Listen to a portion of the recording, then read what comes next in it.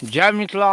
हम टिंकू झा आइ अहाँ के मिथिला के खेत खलिहान किसान देखा रहल छी। गहूम के फसल। ई किसान छथि, युवा किसान छथि, पढ़ाई लिखाई के साथ तैयारी के साथ आत्मनिर्भर सेहो। की नाम छै यौ? हमर नाम भऽ गेल राजन झा। हाँ, की गहूम काटि रहल छी। बड़ी सुंदर सुंदर गहूम है से तो हम देखे रहल छी। नहीं सुंदर नहीं छलै, बहुत बढ़िया गहूम, लेकिन जहन छोट गाछ छलै जी तो घोरगद्दर सबटा चढ़ि गेल। घोरगद्दा नील गाय सेहो आबि गेल अछि यौ। नील गाय सेहो आबि गेलै। अरे वाह। आ तकर बाद जे बचलै से फुटला के बाद अहाँके कटबो करू अहाँ। मूस पूरा तहस नहस कऽ देने छै, से देख लियौ पूरा।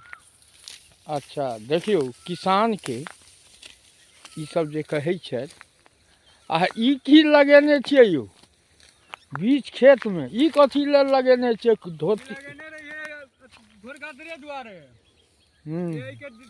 आदमी सब कहलथि जे ई गाड़ला से घोरगद्दर भगै छै। अच्छा हाँ, ताहि दुआरे गड़लियै, लेकिन तैयो नहीं भागल, तैयो पूरा चढ़ि गेल।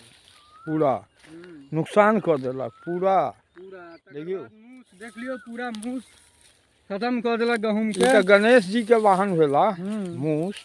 देख लियौ हिनकर जे कहै छथि बीच बीच में रियल में देखियौ मूस सब चूहा सब जे छै, जकरा मिथिला में मूस कहै छै, हिंदी में चूहा। देखियौ जगह जगह सारा ई किसान के राजन किसान लाठियो लऽ कऽ चलै छै यौ।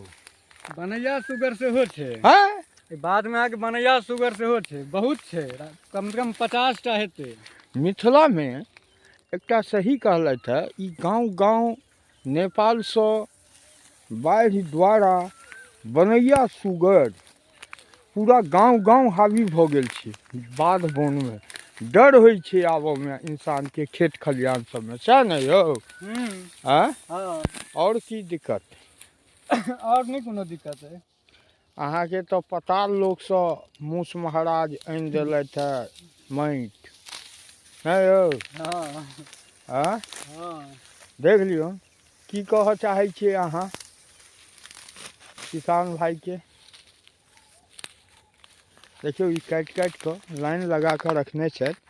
पूरा जहन कटा जेतनि तऽ थ्रेसर के द्वारा देख लियौ केना केना एक लाइन से रखै छथि। की कह चाहे छियै यौ मिथिला किसान? यह भऽ गेलै। आब काल्हि से परसू तक गहूम कटि जायत। हाँ, आप चारिम दिन कहलिया जकरा दाउन करा देबै। अच्छा कथी से दाउन करेबै? थ्रेसर से। थ्रेसर से।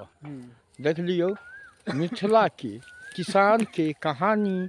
खेती में मेहनत कऽ कऽ लगबै छथि और हर तरह से परेशानी जे होइ छै आब बीती। दोसर वीडियो में फेर किछु नया लऽ कऽ आयब। तब तक जय मिथिला। जय मिथिला।